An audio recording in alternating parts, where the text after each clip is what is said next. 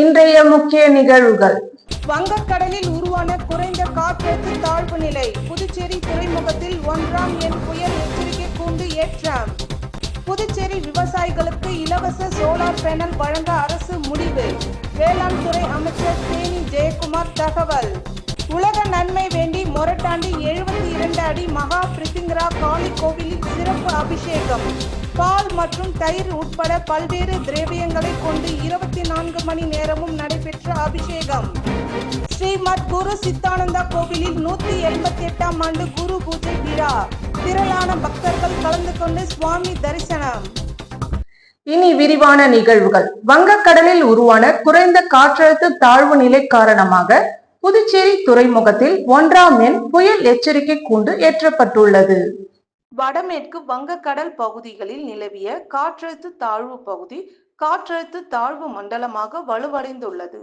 இந்த காற்றழுத்த தாழ்வு மண்டலம் மேற்கு வங்கம் மற்றும் அதனை ஒட்டிய வங்கதேச கடற்கரை பகுதியில் வடமேற்கு வங்கக்கடல் மையத்தை கொண்டுள்ளது. இது வடக்கு திசையில் நகர்ந்து ஆழ்ந்த காற்றழுத்த தாழ்வு மண்டலமாக மேலும் வலுவடைய கூடும் என்று இந்திய வானிலை ஆய்வு மையம் தெரிவித்துள்ளது. இதன் காரணமாக புதுச்சேரி துறைமுகத்தில் இன்று 1ஆம் எண் புயல் எச்சரிக்கை கூண்டு ஏற்றப்பட்டுள்ளது. மேலும் குறைந்த காற்றழுத்த நிலையின் காரணமாக 40 முதல் 60 கிலோமீட்டர் வேகத்தில் சூறாவளி காற்று வீசும் என்பதால் மீனவர்கள் யாரும் கடலுக்கு மீன் பிடிக்க செல்ல வேண்டாம் என்று மீன்வளத்துறை எச்சரிக்கை விடுத்துள்ளது. உலக நன்மை வேண்டியும் இயற்கை வளம் மற்றும் விவசாயம் செழிக்க புதுச்சேரியை அடுத்த மொரட்டாண்டியில் 72 அடி மகா பிரித்திங்கரா காளி கோவிலில் 108 பொருட்களை கொண்டு 24 மணி நேரம் இடைவிடாத பிரம்மாண்ட அபிஷேகத்தில் ஆயிரக்கணக்கான பக்தர்கள் கலந்து கொண்டு சுவாமி தரிசனம் செய்தனர். புதுச்சேரியை அடுத்து மொரட்டாண்டி பகுதியில் அமைந்துள்ள உலகிலேயே மிக உயரம் கொண்ட 70 அடி உயர மகா பிரித்திங்கரா காளி கோவிலின் உலக நன்மை வேண்டியும் வெயிலின் தாக்கத்திலிருந்து பொதுமக்களை காக்க மழை பெய்து விவசாயம் மற்றும் இயற்கை வளம் பெருக வேண்டி 24 மணி நேர அக்னி நட்சத்திர தோஷ நிவர்த்தி அபிஷேகம் ஆண்டுதோறும் நடைபெறுவது வழக்கம். அதன்படி இந்த வருடம் 1008 லிட்டர் பால், தயிர், பச்சை பயிர் பாயாசம் மற்றும் 1008 கிலோ பழ வகைகள், 1008 இளநீர், 300 வகை மூலிகையால் உருவான 1008 லிட்டர் மூலிகை சாறு, 108 கிலோ மஞ்சள், குங்குமம், விபூதி, சந்தனம் உள்ளிட்ட 108 பொருட்களை கொண்டு பிரம்மாண்ட அபிஷேகம் நடைபெற்றது. ஆலய பிடாதிபதி நடாது ஜனார்த்தன் சுவாமிகள் மற்றும் இளைய பிடாதிபதி வரத தேசிகள் ஆகியோர் தலைமையில் இன்று அதிகாலை 5 மணிக்கு துவங்கிய அபிஷேகம் நாளை அதிகாலை 5 மணி வரை தொடர்ந்து 24 மணி நேரமும் இடைவிடாது நடைபெறுகிறது. இந்த அபிஷேகத்தில் கலந்து கொண்டு காளியை தரிசனம் செய்தால் இயற்கை வளம் மற்றும் விவசாயம் பெருகுவதோடு குடும்பத்தில் ஏற்படும் பல்வேறு கஷ்டங்கள், கடன் தொல்லைகள் மற்றும் திருமண தடை நீங்கும். மேலும் குழந்தை பாக்கியம் கிடைக்கும் என்பது ஐதீகம். இதில் ஆயிரக்கணக்கான பக்தர்கள் கலந்து கொண்டு பிரித்திங்கரா காளியை தரிசனம் செய்தனர். மத்திய அரசின் திட்டத்தின் மூலம் விவசாயிகளுக்கு இலவசமாக சோலார் பேனல் வழங்க புதுச்சேரி அரசு நடவடிக்கை எடுத்து வருவதாக வேளாண் துறை அமைச்சர் தேனி ஜெயக்குமார் தெரிவித்தார். இந்திய அரசு வேளாண்மை மற்றும் விவசாயிகள் நலத்துறை சார்பில் வேளாண் வளர்ச்சிக்கான பிரச்சார இயக்கம் இன்று முதல் தொடங்கி வருகின்ற ஜூன் 12ஆம் தேதி வரை நடைபெற உள்ளது. அதன் ஒரு பகுதியாக புதுச்சேரி அரசு வேளாண் துறையுடன் இணைந்து புதுச்சேரி திருக்காஞ்சி ஸ்ரீ திருக்காஞ்சிநாத திருமண நிலையத்தின் சார்பில் வேளாண்மை வளர்ச்சிக்கான பிரச்சாரம் இயக்கம் நிகழ்வு நடைபெற்றது. நிகழ்வுக்கு புதுச்சேரி அரசு பெருந்தலைவர் காமராஜர் வேளாண் அறிவியல் நிலைய திட்ட ஒருங்கிணைப்பாளர் மற்றும் முதல்வர் விஜயகுமார் வரவேற்புரை நிகழ்த்தினார். கூடுதல் வேளாண் இயக்குனர் ஜாகிர் உசேன், முதன்மை விஞ்ஞானி மாலதி, இயக்குனர் வசந்தகுமார் ஆகியோர் வாழ்த்துரை வழங்கினர். இதில் சிறப்பு விருந்தினராக வேளாண் துறை அமைச்சர் தேனி ஜெயக்குமார் கலந்து கொண்டு நிகழ்வை துவங்கி வைத்தார். 15 நாட்கள் நடைபெறும் இந்த பிரச்சார இயக்கத்தில் விவசாயிகளுக்கான மத்திய அரசு திட்டங்கள், விவசாயத்தின் புதிய தொழில்நுட்பத்துடன் மற்றும் ட்ரோன் தொழில்நுட்பங்கள் போன்றவை குறித்து விவசாயிகளுக்கு விழிப்புணர்வு ஏற்பட உள்ளது.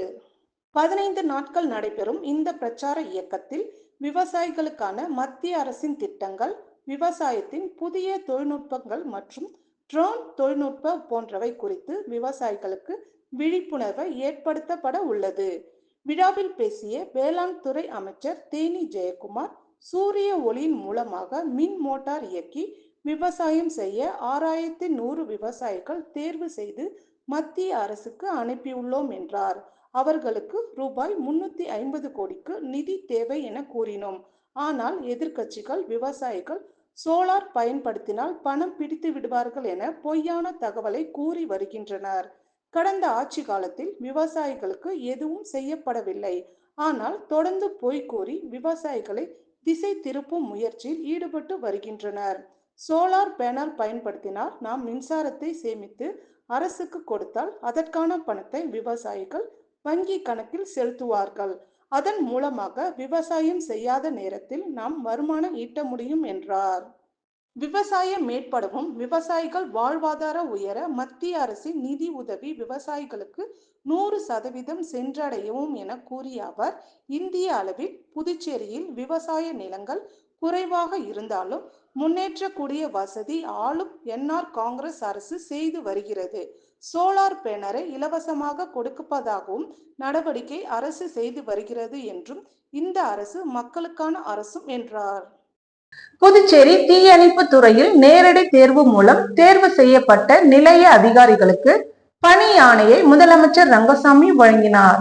புதுச்சேரி தீயணைப்பு துறையில் காலியாக உள்ள நிலைய அதிகாரிகளுக்கான பதவிகளில் 5 பதவிகளை 3 ஆண் 2 பெண் நேரடி தேர்வு ஆட்சேர்ப்பு மூலமாக நிரப்ப எடுக்கப்பட்ட உடற்தகுதி மற்றும் எழுத்து தேர்வுக்கான பணிகள் முடிவடைந்த நிலையில் தற்போது தேர்ச்சி பெற்றுள்ள 4 நிலைய அதிகாரி பதவிகளுக்கான 2 ஆண் 2 பெண் ஆகியோருக்கு பணி ஆணையை முதலமைச்சர் ரங்கசாமி புதுச்சேரி சட்டப்பேரவை முதலமைச்சர் அலுவலகத்தில் வழங்கினார்.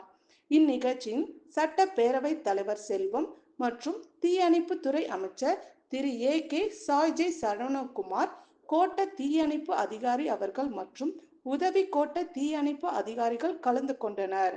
புதுச்சேரி தீயணைப்பு துறை முதல் முறையாக பெண்களுக்காக இட ஒதுக்கீடு அளிக்கப்பட்டு 2 பெண் நிலைய அதிகாரிகள் பணி நியமனம் பண்ணது குறிப்பிடத்தக்கது.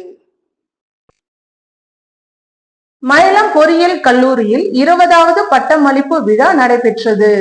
விழுப்புரம் மாவட்டம் மயிலம் பொறியியல் கல்லூரியின் 2023 மற்றும் 2024ஆம் ஆண்டு மாணவ மாணவிகளுக்கான 20வது பட்டமளிப்பு விழாவானது சிறப்பாக நடைபெற்றது.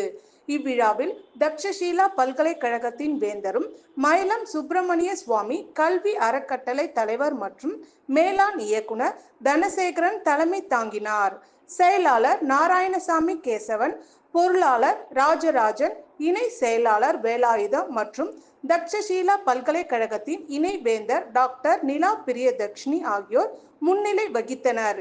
கல்லூரியின் இயக்குனர் முனைவர் செந்தில் வரவேற்று பேசினார். கல்லூரியின் முதல்வர் முனைவர் ராஜப்பன் வாழ்த்தி பேசினார். விழாவில் சிறப்பு விருந்தினராக சிறந்த எழுத்தாளர், பேச்சாளர் மற்றும் மைப்ரீனியன் நிறுவனம் மற்றும் தலைமை நிர்வாக அதிகாரி தொழில் முனைவோரான சுரேஷ் ராதாகிருஷ்ணன் கலந்து கொண்டு கடந்த 2023 மற்றும் 2024ஆம் கல்வியாண்டில் தேர்ச்சி பெற்ற மாணவர்களுக்கு பட்டங்களையும் பதக்கங்களையும் வழங்கினார்.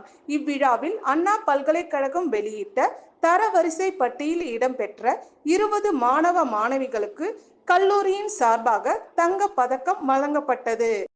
இவ்விழாவில் அண்ணா பல்கலைக்கழகம் வெளியிட்டுள்ள தரவரிசை பட்டியலில் இடம்பெற்ற 20 மாணவ மாணவியர்களுக்கு கல்லூரியின் சார்பாக தங்க பதக்கங்கள் வழங்கப்பட்டது.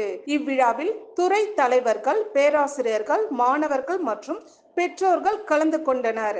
விழாவின் நிறைவாக மின்னணுவியல் மற்றும் தகவல் தொடர்பு துறை துணைத் தலைவர் முனைவர் கணேசன் நன்றி கூறினார்.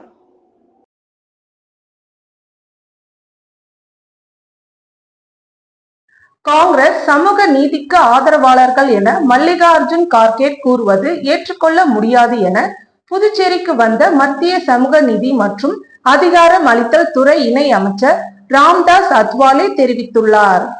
புதுச்சேரியில் உள்ள தனியார் உணவகத்தில் செய்தியாளர்களிடம் பேசிய மத்திய சமூக நீதி மற்றும் அதிகாரம் அளித்தல் துறை இணை அமைச்சர் ராம்தாஸ் அத்வாலே, சாதி வாரி கணக்கெடுப்பு மிகவும் முக்கியம்.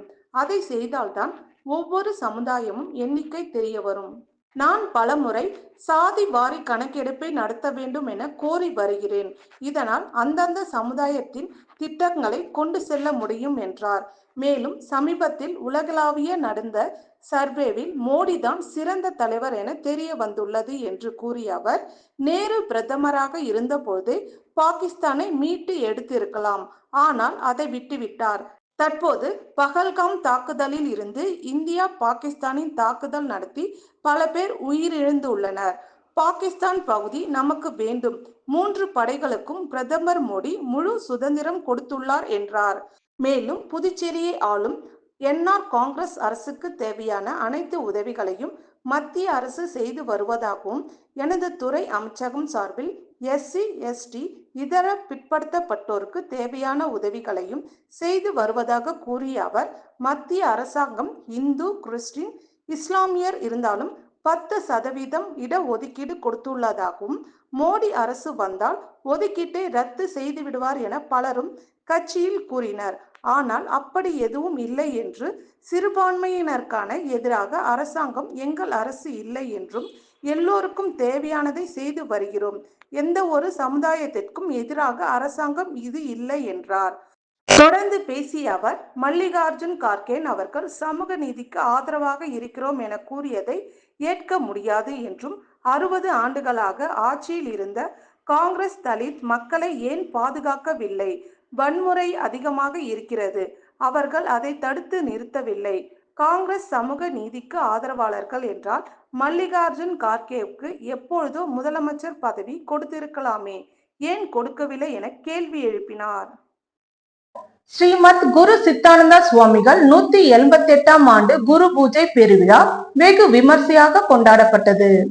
புதுச்சேரி கருவடிக்குப்பத்தில் ஜீவசமாதி அடைந்த மகான் ஸ்ரீமத் சித்தானந்த சுவாமிகளுக்கு 188ஆம் ஆண்டு குரு பூஜை விழா காலை கணபதி ஹோமம், நவகிரக ஹோமம், ருத்ர ஐயத்துடன் தொடங்கப்பட்டது. இதனைத் தொடர்ந்து மகா அபிஷேகம் நடைபெற்றது. இந்த விழாவில் மாணிக்க வாசகர் சைவ நெறி திருக்கூட்டம், முனைவர் கீதா முத்தையன் குழுவினர் திருவாசகம் மிக சிறப்பாக நடைபெற்றது. இதனைத் தொடர்ந்து 7500 பக்தர்களுக்கு அன்னதான விழாவை சபாநாயகர் ஏம்பலம் செல்வம், சட்டமன்ற உறுப்பினர் கல்யாண சுந்தரம் ஆகியோர் துவங்கி வைத்தனர். மேலும் இந்த விழாவினை அறங்காவலர் குழுவினர் தேவா இளங்கோவன், சசிகுமார், மதிவாணன், கதிரேசன், அருள் ஆகியோர் மிக சிறப்பான ஏற்பாட்டினை செய்திருந்தனர். ஒதியம்பட்டு பகுதியில் அமைந்துள்ள ஸ்ரீ சத்குரு மகான் வண்ணார பரதேஸ்வர் சித்தர் ஆலயத்தில் சித்தருடைய நட்சத்திரமான ரோகிணி நட்சத்திர பூஜை வழிபாடு நடைபெற்றது.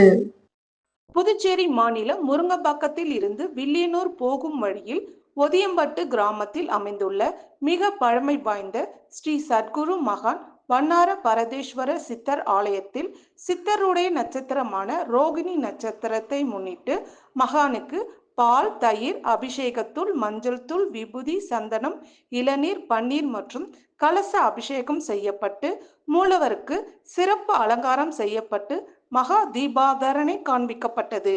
இதில் சுற்று வட்டார பகுதியில் இருந்து திரளான பக்தர்கள் கலந்து கொண்டனர். தொடர்ந்து விழாவில் கலந்து கொண்ட பக்தர்கள் அனைவருக்கும் அன்னதானம் வழங்கப்பட்டது. இப்பூஜையில் ஆலய நிர்வாக அதிகாரி பத்குணன் மற்றும் ஆலய அர்ச்சகர் முத்து, உபயதாரர் ஒதியம்பட்டு ஸ்ரீனிவாசா நகரை சேர்ந்த குப்புசாமி குடும்பத்தினர் மிகவும் சிறப்பாக செய்திருந்தனர். முன்னாள் முதல்வர் நாராயணசாமி பிறந்தநாள் விழாவை முன்னிட்டு வில்லியனூர் காங்கிரஸ் தொகுதி தலைவி ராணி ஏற்பாட்டில் அன்னதானம் வழங்கப்பட்டது. முன்னாள் முதல்வர் நாராயணசாமி பிறந்தநாள் விழாவை முன்னிட்டு அவரது ஆதரவாளர்கள் புதுச்சேரி மாநிலத்தில் பல்வேறு இடங்களில் நலத்திட்ட உதவிகள் மற்றும் அன்னதானம் வழங்கி கொண்டு வருகிறார்கள். அதன் ஒரு பகுதியாக புதுச்சேரி மாநிலம் வில்லியனூர் சட்டமன்ற தொகுதிக்கு உட்பட்ட காங்கிரஸ் தொகுதி தலைவி ராணி ஏற்பாட்டில் ராஜீவ்காந்தி அரசு குழந்தைகள் மருத்துவமனை அருகே அன்னதானம் வழங்கும் நிகழ்ச்சி நடைபெற்றது. இதில் காங்கிரஸ் மாநில குழு உறுப்பினர் ராமன், மாவட்ட தலைவி அனுமிதா ஆகியோர் கலந்து கொண்டு பொதுமக்களுக்கு அன்னதானம் வழங்கி சிறப்பித்தனர். இதில் ஏராளமான பொதுமக்கள் கலந்து கொண்டு அன்னதானம் பெற்று சென்றனர். திருபுவனை சட்டமன்ற தொகுதிக்கு உட்பட்ட திருபுவனை ஏரி மற்றும் திருவண்டார்கோவில் ஏரிகளை தூர்வாரி தூய்மைப்படுத்தி செப்பனிடும் பணியினை சட்டமன்ற உறுப்பினர் அங்காளன் தொடங்கி வைத்தார். புதுச்சேரி மாநிலம் மண்ணாடிப்பட்டு கொம்யூன் திருபுவனை சட்டமன்ற தொகுதிக்கு உட்பட்ட திருபுவனை கிராமம், திருபுவனை ஏரி மற்றும் திருவண்டார்கோவில் கிராமம், திருவண்டார்கோவில் ஏரிகளை தூர்வாரி தூய்மைப்படுத்தி செப்பனிடும் பணிக்கு ரூபாய் 22,39,520 ஒதுக்கப்பட்டு அதற்கான பூமி பூஜை விழா நடைபெற்றது. இதில் திருபுவனை தொகுதியின் சட்டமன்ற உறுப்பினர் அங்காளன் கலந்து கொண்டு விழாவிற்கு தலைமை தாங்கி பணியினை தொடங்கி வைத்தார். நிகழ்ச்சியின் செயற்பொறியாளர் ராதாகிருஷ்ணன், உதவி பொறியாளர் செல்வராசு, இளநிலை பொறியாளர் பாலாஜி மற்றும் ஊர் பிரமுகர்கள், பொதுமக்கள், சட்டமன்ற உறுப்பினர்கள், ஆதரவாளர்கள் ஏராளமானோர் கலந்து கொண்டனர். இத்துடன் நிகழ்வுகள் நிறைவடைந்தன. வணக்கம்.